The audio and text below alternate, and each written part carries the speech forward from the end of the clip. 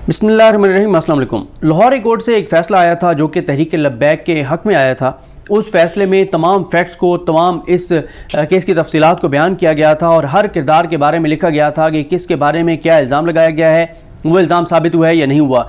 और ज़्यादा मामलात गड़बड़ हुए इस फैसले के बाद, क्योंकि इस फैसले के बाद जो पंजाब हुकूमत है उसने चैलेंज किया इस मामले को सुप्रीम कोर्ट ऑफ पाकिस्तान में, और सुप्रीम कोर्ट ने मामला दोबारा लाहौर हाई कोर्ट को भेज दिया।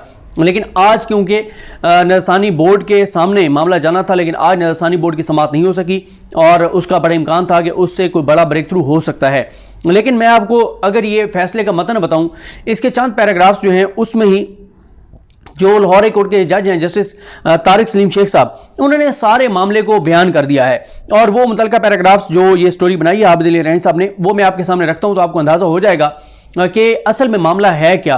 और ये भी मैं आपको बता दूं कि इसको पढ़कर ये लगता है कि अभी तक जो हुकूमती इदारे हैं उनको जिस तरह से काम करना चाहिए था उन्होंने उस तरह से काम नहीं किया। क्योंकि अप्रैल 2021 से हाफिज साद हुसैन रिजवी जो है वो उनकी हिरासत में है और टेक्निकली वो उनको लंबे अरसे तक बगैर किसी ट्रायल के, बगैर किसी केस के इस तरह से नज़रबंद नहीं रख सकते। और इसमें जो लिखा गया है वो मैं आपको बताता हूँ जो इल्ज़ामात हैं वो क्या है और अदालत ने इस हवाले से क्या लिखा है। ये जो है डिप्टी कमिश्नर लाहौर की तरफ से तहरीक लब्बैक पाकिस्तान के सरबराह अल्लामा साद हुसैन रिजवी की नज़रबंदी के लिए जारी किए गए हुक्म के खिलाफ अपील पर 1 अक्टूबर 2021 को होने वाली समाअत का तहरीरी हुक्मनामा ये 23 सफ़ात पर मुश्तमिल है। तारिक सलीम शेख साहब ने केस सुना था, उन्होंने ये ऑर्डर लिखा है और इसमें जो अल्लामा साद हुसैन रिजवी के चचा अमीर हुसैन की जानिब से पंजाब हुकूमत को फ्रीक बनाते हुए आइन के आर्टिकल 199 के तहत आइनी दरखास्त दायर की गई, जिसमें कहा गया कि डिप्टी कमिश्नर लाहौर ने 10 जुलाई 2021 को हाफिज साद हुसैन रिजवी की इंसदाद दहशतगर्दी एक्ट की शिक 11 के तहत नज़रबंदी का हुक्म दिया था और इस हुक्म को कलअदम करार दिया जाए और हाफिज साद हुसैन रिजवी को फौरी तौर पर रिहा करने का हुक्म दिया जाए। केस के हक़ाइक़ में अदालत ने लिखा है कि हाफिज साद हुसैन रिजवी TLP के अमीर हैं, वो पाकिस्तान से फ्रांस के सफीर को निकालने का मुतालबा कर रहे हैं। यह मुतालबा फ्रांस में गुस्ताखाना खाके शाया करने के खिलाफ एहतजाज के तौर पर किया जा रहा है। हुकूमत पंजाब उस वक्त हरकत में आई जब हाफिज साद हुसैन रिजवी ने 11 अप्रैल 2021 को लाहौर के इलाका सब्ज़ाजार में अपनी जमात के बड़े लीडर्स के इज्तिमा के अंदर मुल्की सतह पर एहतजाजी तहरीक और इस्लामाबाद की तरफ मार्च का ऐलान किया ताकि फ्रांस के सफीर को मुल्क बदर करने के मुतालबे पर जोर दिया जा सके। DIG पंजाब पुलिस ऑपरेशन ने 12 अप्रैल 2021 को डिप्टी कमिश्नर लाहौर को खत लिखा जिसमें उन्होंने हाफिज साद हुसैन रिजवी को Punjab maintenance of public ordinance 1960 के तहत हिरासत में लेने की दरखास्त की, जिस पर डिप्टी कमिश्नर लाहौर ने फौरी तौर पर डिस्ट्रिक्ट इंटेलिजेंस कमेटी का इजलास बुलाया और उसकी सिफारिशात पर 12 अप्रैल 2021 को नोटिफिकेशन जारी किया कि हाफिज साद हुसैन रिजवी को गिरफ्तार कर लिया जाए और उन्हें सेंट्रल जेल कोट लखपत लाहौर में 30 दिन के लिए नजरबंद कर दिया जाए। इस हुक्म पर अल्लामा साद हुसैन रिजवी को गिरफ्तार कर लिया गया, जिसके बाद TLP पाकिस्तान के कारकुनान सड़कों पर आ गए और हंगामा आराई शुरू कर दी। कारकुनान ने हाफिज साद हुसैन रिजवी की गिरफ्तारी के खिलाफ भी एहतजाज किया। इसके बाद आने वाले हफ्ते के दौरान मुकम्मल तौर पर मुल्क और सूबे में मुकम्मल तौर पर अमन अमान खत्म होकर रह गया। हुकूमत पंजाब के मुताबिक 3 पुलिस एहलकार जहां बहाक हुए, 303 जख्मी हुए। ये अप्रैल की बात हो रही है, अब की बात नहीं हो रही। और मुख्तलिफ वाक़यात में 28 एहलकारों को अगवा कर लिया गया। हुकूमत की जानिब से पुलिस की 16 गाड़ियां, 2 ऑयल टैंकर्स और ट्रेन के स्टेशन को भी नुकसान जो है वो पहुंचाने के बारे में बताया गया कि सड़कें ब्लॉक कर दी गई और कई प्राइवेट प्रॉपर्टीज को करोड़ों रुपए का नुकसान हुआ। मुतअद्दिद कारों और मोटरसाइकिलों को नजर आतिश किया गया। इसके बाद एडिशनल चीफ सेक्रेटरी महकमा दाखिला पंजाब ने 11 मई 2021 को हाफिज साद हुसैन रिजवी की नजरबंदी में मजीद 30 दिन की तोसी कर दी। 1 माह के लिए नजरबंद किया था, फिर 30 दिन की तोसी कर दी गई।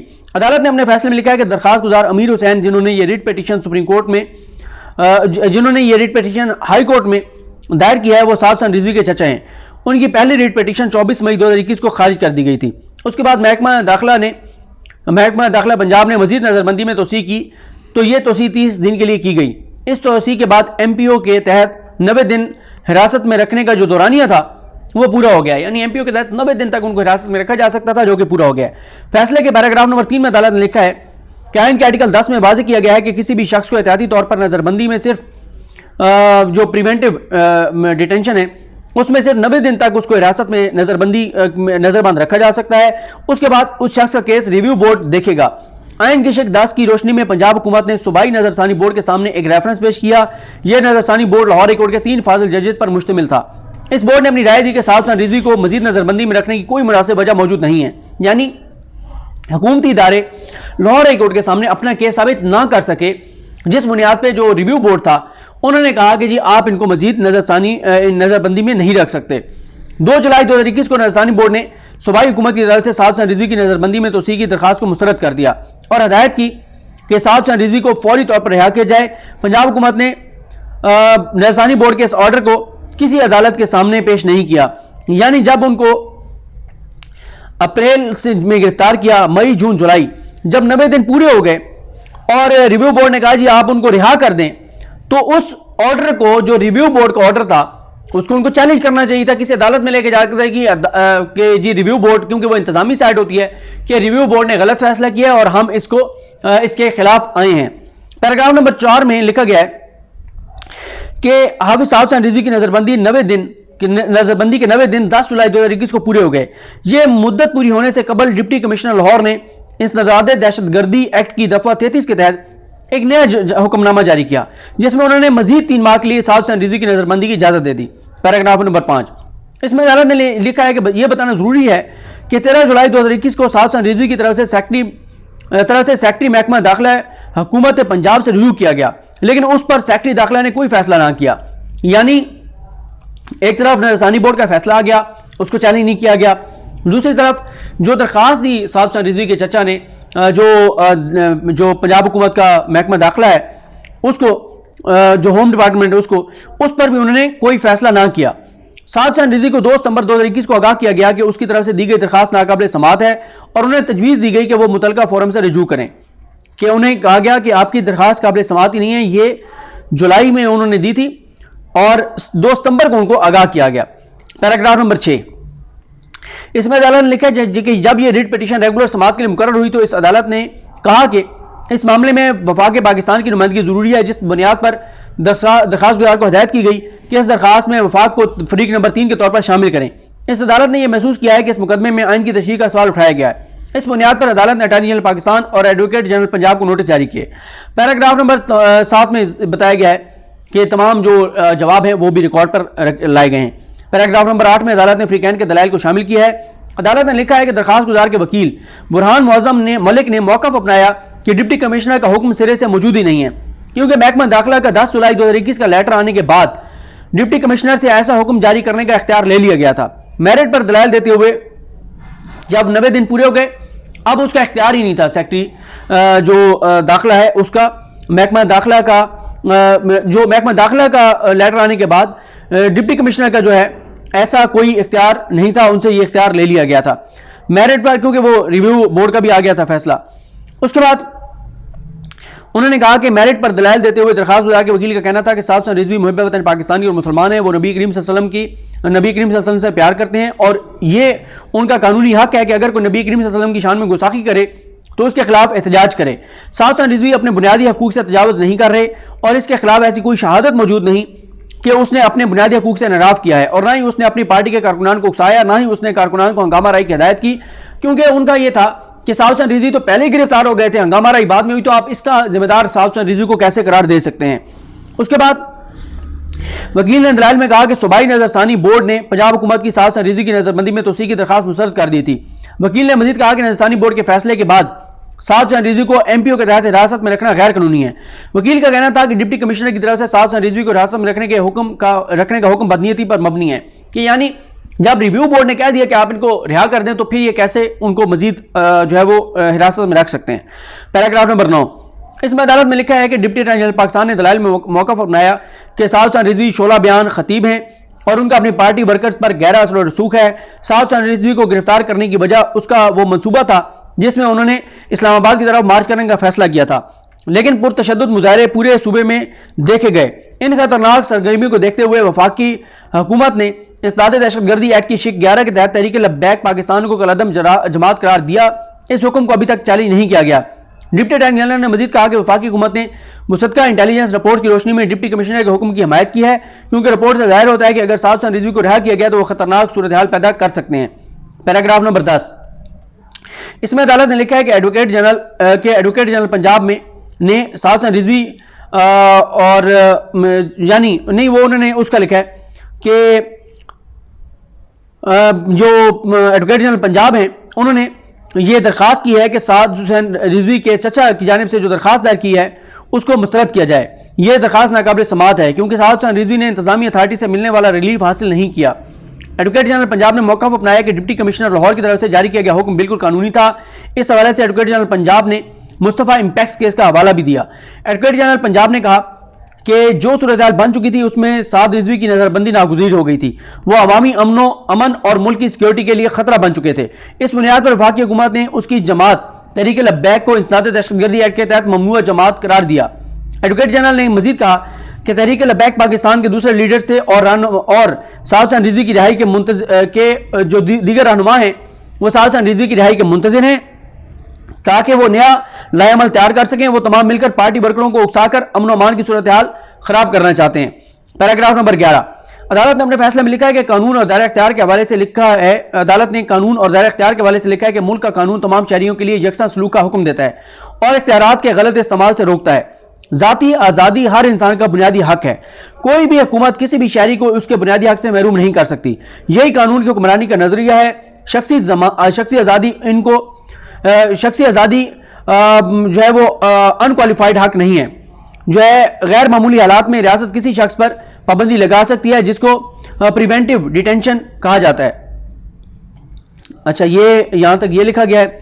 आगे मैं आपको बताता हूं, इसमें इन्होंने जो है वो पूरे हकायक को जो है वो इन्होंने तारिक सलीम शेख साहब ने लिखा है और उसके बाद वो लिखते हैं पैराग्राफ नंबर 12 में उन्होंने कहा कि इन्होंने अपने फैसले में लिखा है कि प्रिवेंटिव डिटेंशन जो है उसके हवाले से उसकी कोई स्टैंडर्ड डेफिनेशन नहीं है।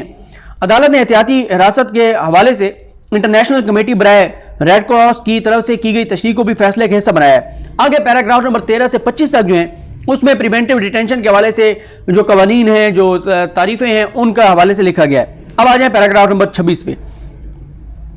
इस पैराग्राफ में अदालत ने जनूबी एशिया में एहतियाती हिरासत के हवाले से जो कवानीन है उनका जायजा लिया है। पैराग्राफ नंबर 27, इसमें अदालत ने आर्टिकल 10 के हवाले से लिखा है कि यह आर्टिकल वाज़ेह करता है कि ऐसा कोई भी शख्स जो मुल्क की साख को नुकसान पहुंचाने की कोशिश करे, मुल्क के खारजी अमूर को नुकसान पहुंचाए या अमन अमान की सूरत हाल खराब कर सकता हो, उससे डील करने का तरीकाकार इस आर्टिकल में दिया गया है। यह आर्टिकल कहता है कि ऐसे शख्स को 3 माह तक नजरबंदी में रखा जा सकता है। उसके बाद अगर मजीद हिरासत में रखना नागुज़ीर हो तो सूबाई नजरसानी बोर्ड उसकी मंजूरी देगा। अगर सूबाई नजरसानी बोर्ड मंजूरी देगा तो इस फैसले पर हर 3 माह बाद दोबारा नजरसानी करेगा। अदालत ने लिखा है कि आइन के आर्टिकल 10(5) में कहा गया है कि एहतियाती तौर पर हिरासत में लिए गए शख्स के हवाले से अगर कोई और हुक्म दिया जाएगा तो इस शख्स को 15 रोज कबल आगाह किया जाएगा कि किस वजह से उसे हिरासत में रखा जाता है। अदालत ने कि क्यों हिरासत में रखा जा रहा है। अदालत ने आइन के आर्टिकल 10 के हवाले से कहा कि यह मुल्क दुश्मनों पर अप्लाई नहीं होता। यहाँ यह बताना भी जरूरी है कि आइन पाकिस्तान में लिखा गया है कि अगर कोई इमरजेंसी हो जाए तो आइन के आर्टिकल 10 के तहत हासिल हक को मुअत्तल किया जा सकता है। अदालत ने पंजाब हुकूमत की तरफ से इंसदाद दहशतगर्दी एक्ट की शिक 11 को भी फैसले का हिस्सा बनाया है। ये शिक क्या है जिसके तहत अब उनको हिरासत में रखा गया है? ये शिक ये कहती है कि मुश्तबा मशकूक अफराद को गिरफ्तार या हिरासत में लेने का इख्तियार इस शिक में मौजूद है कि अगर गवर्नमेंट मुतमईन है कि किसी शख्स को इंसदाद दहशतगर्दी एक्ट की दफ़ा 11 के तहत हिरासत में लेना जरूरी है तो तहरीरी हुक्म के जरिए ऐसा किया जा सकता है। तहरीरी ऑर्डर के जरिए गिरफ्तार और हिरासत में लेने के हुक्म में वक्त का तयन करना होगा। अगर हुकूमत उस शख्स की हिरासत को तोसीह देना जरूरी है समझती है तो ऐसी हिरासत को 12 माह तक तोसीह दी जा सकती है। अदालत ने लिखा है कि दहशतगर्दी की शिक 2 के तहत हुकूमत का मतलब वफाक या सूबाई हुकूमत है। अच्छा, पहले 90 दिन तो पूरे हो गए, उसमें रिव्यू बोर्ड ने सूबाई ने कहा कि आप इनको रिहा करें 10 जुलाई के बाद। वहां पर यह हुआ, इन्होंने फिर इंसदाद दहशतगर्दी एक्ट के तहत उनको जो है वो उनको हिरासत में ले लिया, नजरबंदी कर दी उनकी। अब इसमें यह भी एक टेक्निकल पॉइंट है कि अगर उसको जुलाई से आप मजीद 9 माह यानी 12 माह बनते हैं, 9 माह अगर मजीद करें तब भी ये बनता है तकरीबन कोई जनवरी तक उनको हिरासत में रखा जा सकता है। और अगर आप जुलाई से स्टार्ट करें उसको 1 साल तो फिर जुलाई 2022 तक इस कानून के तहत उनको हिरासत में रखा जा सकता है अगर अदालत उनको रिहा करने का हुक्म ना दे। उसके बाद पैराग्राफ नंबर 31, इस पैराग्राफ में जो एडवोकेट जनरल पंजाब है उनके दराजात को शामिल करते हुए लिखा गया है कि एडवोकेट जनरल पंजाब अदालत को इस नुक्ते पर मुतमईन करने में नाकाम हुए कि साद हुसैन रिजवी की जानिब से वजारत दाखिला को दी गई दरख्वास्त गलत थी। अदालत ने करार दिया है कि अगर साद हुसैन रिजवी की तरफ से सेक्रेटरी दाखिला को दरख्वास्त दी गई थी तो उसे फौरी तौर पर निपटाया जाना चाहिए था। सेक्रेटरी दाखिला को इस दरख्वास्त को अपने पास रखकर सितंबर 2021 तक बैठ नहीं जाना चाहिए था। अदालत ने लिखा है कि दरख्वास्त गुजार के वकील के इस मौका को रद्द नहीं किया जा सकता कि हुकूमती हुकाम का कंडक्ट बादु नज़र में बदनीयती पर मबनी है। अदालत ने दरख्वास्त गुजार अमीर हुसैन की इस पिटीशन को हब्से बेजा की पिटीशन करार दिया है और इस हवाले से मुख्तलिफ अदालतों के फैसलों को भी अपने हुक्म का हिस्सा बनाया है। अदालत ने एडवोकेट जनरल पंजाब की तरफ से बतौर मिसाल पेश किए गए फैसलों को भी अपने हुक्म का हिस्सा बनाया है। अदालत ने एडवोकेट जनरल की तरफ से लगाए गए तमाम एतराज़ात को मुस्तरद करते हुए लिखा है कि सूबाई हुकूमत और वफाकी हुकूमत के पास किसी भी शख्स को हिफाजती हिरासत में लेने का इख्तियार है। सूबाई हुकूमत ने अपने इख्तियारात डिप्टी कमिश्नर को तफवीज़ किए। एडिशनल चीफ सेक्रेटरी दाखिला पंजाब ने 7 जुलाई 2021 को एक समरी वज़ीर-ए-आला पंजाब उस्मान बुज़ार को भिजवाई कि डिप्टी कमिश्नर की जानिब से जारी किया गया नोटिफिकेशन काबीना की मंजूरी के बगैर जारी हुआ, जो सुप्रीम कोर्ट के मुस्तफ़ा इम्पैक्स केस के दिए गए फैसले की खिलाफ वर्जी है। एडिशनल चीफ सेक्रेटरी ने बताया कि पंजाब हुकूमत के क़वायद और ज़वाबित के मुताबिक सूबाई काबीना ने इस नोटिफिकेशन जारी करने की मंजूरी जो है वो दे दी थी, उसके बाद देनी थी। ये इसमें एक टेक्निकल पॉइंट है, खैर इस पे आगे चलते हैं।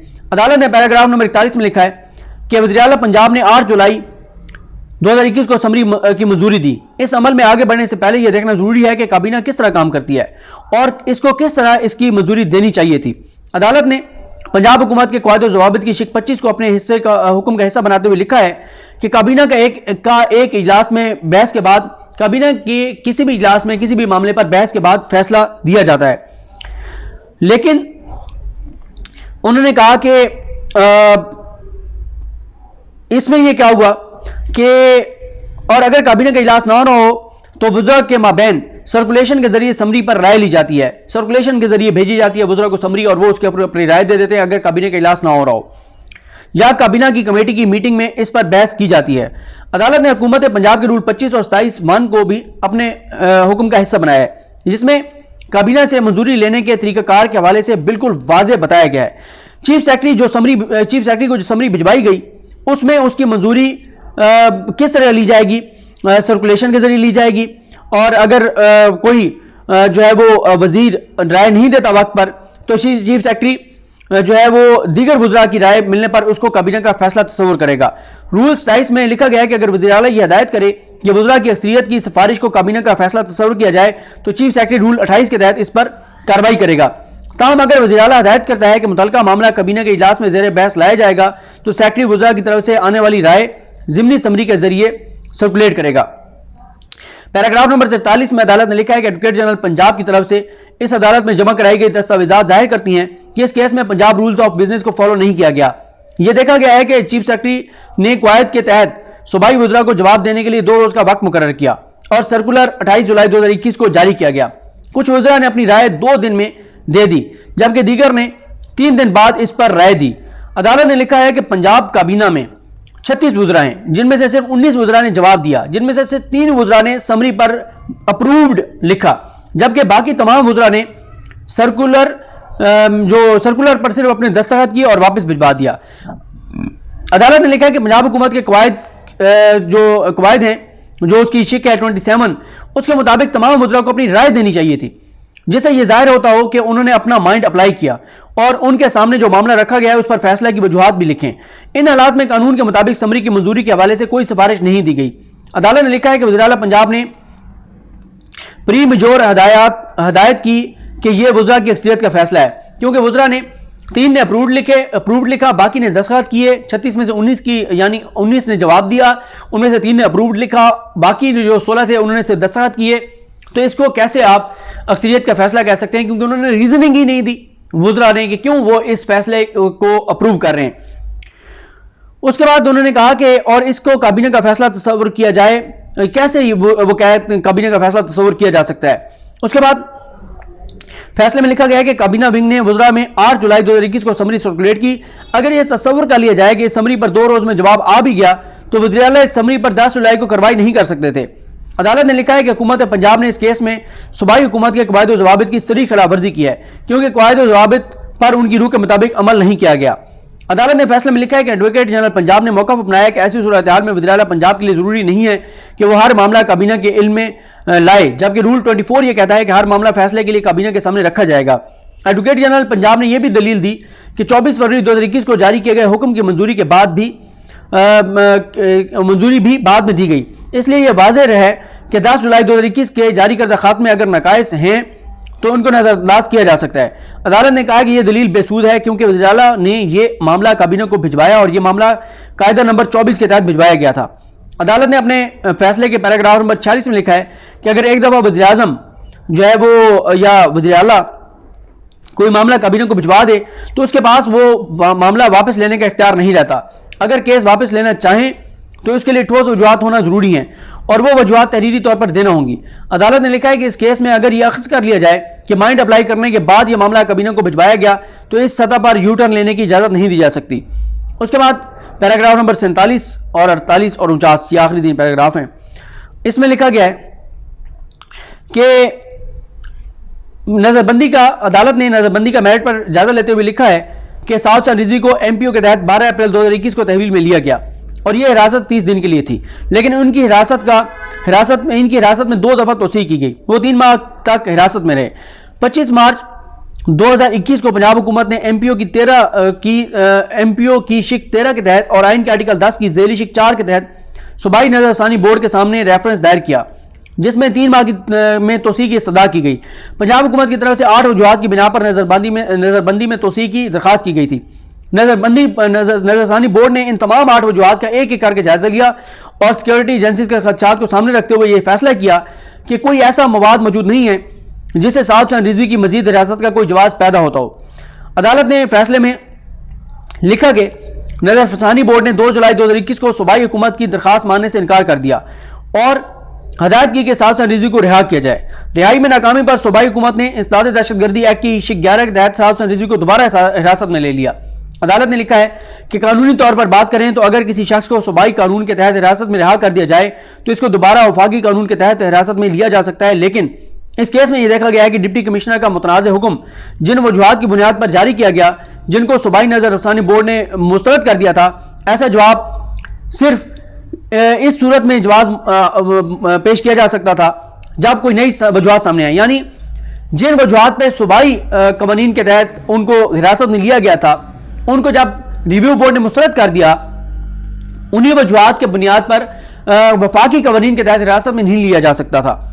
उसके बाद पैराग्राफ नंबर 48, इसमें अदालत ने लिखा है कि जैसा कि ऊपर के पैराग्राफ में कहा गया है कि साउथ चांद रिजवी एक ऐसा शख्स है जिस पर इंसदाद दहशतगर्दी एक्ट के तहत पाबंदी लगाई गई है और हुकूमत चाहती है कि इसका पाबंद किया जाए, तो इससे वो अदालत कहती है कि पाबंदी लगाई गई है और हुकूमत चाहती है कि उसको पाबंद किया जाए, तो उससे एक या ज़्यादा जमानतें श्योरिटीज जो हैं वो ली जा सकती हैं ताकि डिस्ट्रिक्ट पुलिस ऑफिसर को मुतमईन किया जा सके और उस शख्स से बयान हल्फी भी लिया जा सकता है और वो दहशतगर्दी एक्ट के अगर वो दहशतगर्दी के किसी बात में शामिल नहीं होगा और ना ही किसी का अलदम तंजीम के मकासद पूरे करेगा या ऐसे शख्स की इसको ऑब्जर्वेशन में रखा जा सकता है। ये बेसिकली अदालत ये कह रही है कि साउथ चांद रिजवी को क्योंकि 4th शेड्यूल में भी शामिल कर लिया गया था और फिर 4th शेड्यूल में जो बंदा होता है उसको हर रोज जाके थाने में हाजिरी लगवानी पड़ती है, उसको पूरा मॉनिटर किया जाता है। तो अदालत कह रही है कि अगर कल को उनको कोई मसला यानी लगता था कि ये मसला करेंगे, उनसे श्योरिटीज ली जा सकती थी, जमानत ली जा सकती थी, गारंटी ली जा सकती थी, बयान हल्फी लिया जा सकता था, उनकी मॉनिटरिंग की जा सकती थी और अगर वो उसके ऊपर अमल ना करते तो फिर दोबारा भी उनको रियासत में लिया जा सकता था, वो मामला किसी फोरम पर रखा जा सकता था। उसके बाद यह भी कहा गया है कि ऐसे शख्स को ऑब्जर्वेशन में रखा जा सकता है और उसकी एक जगह से दूसरी जगह जाने पर पाबंदी भी लगाई जा सकती है या गाये बगाए उसको किसी एक अफसर की उस पर ड्यूटी भी लगाई जा सकती है या कुछ मखसूस जगहों पर जाने से रोका भी जा सकता है। अदालत ने लिखा है कि हुकूमत ऐसे शख्स या इसके करीबी रिश्तेदारों के असासों की छानबीन का हुक्म भी दे सकती है और 3 साल के लिए उसकी सरगर्मियों की मॉनिटरिंग भी की जा सकती है। अगर ऐसा शख्स वफाकी हुकूमत की किसी हिदायत की खिलाफ वर्जी करता है तो उसको 3 साल सजा या जुर्माना भी किया जा सकता है या ये दोनों सजाएं भी एक साथ की जा सकती हैं। एमपीओ के तहत डिप्टी कमिश्नर की तरफ से जारी हुक्म से साउथ चांद रिजवी आर्टिकल 9 और 15 के तहत जो उनको बुनियादी हकूक हासिल हैं उनकी खिलाफ वर्जी हुई है। अदालत ने आखिर में लिखा है कि अगर साहब हसन रिजवी को रिहा भी कर दिया जाता तो गवर्नमेंट भी इस पर मुकम्मल चेक रख सकती है। अदालत ने लिखा है कि किसी भी शख्स को एहतियाती हिरासत के अंदर रखने की महदूद असूल हैं। इस केस में तमाम हकायक जो है वो साहब हसन रिजवी के हक में जाते हैं। अदालत ने आखिरी पैराग्राफ 49 में लिखा है कि अमीर हुसैन रिजवी की तरफ से दायर की गई ये अपील मंजूर की जाती है और 10 जुलाई का डिप्टी कमिश्नर की तरफ से जारी किया गया हुक्म गैर कानूनी करार देकर कलअदम करार दिया जाता है। अगर किसी और केस में मतलूब नहीं है तो हाफिज साहब हसन रिजवी को फौरी तौर पर जेल से रिहा कर दिया जाए। ये पूरा वो फैसला था जिसका मतन मैंने आपके सामने रखा, लेकिन फिर ये मामला सुप्रीम कोर्ट में गया। सुप्रीम कोर्ट ने यह फैसला कलअदम करके दोबारा लाहौर हाई कोर्ट को भेज दिया कि 2 रुकनी बेंच ये सुने।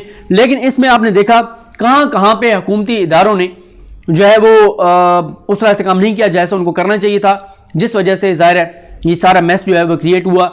और अगर जैसे अदालत ने कहा कि उनको रिहा कर दिया जाता 4th शेड्यूल के तहत, उनको रोजाना थाने में हाजिरी लगानी पड़ती, उनकी मॉनिटरिंग होती, और अगर फिर वो कानून की खिलाफ वर्जी करते तो उनको दोबारा हिरासत में लिया जा सकता था।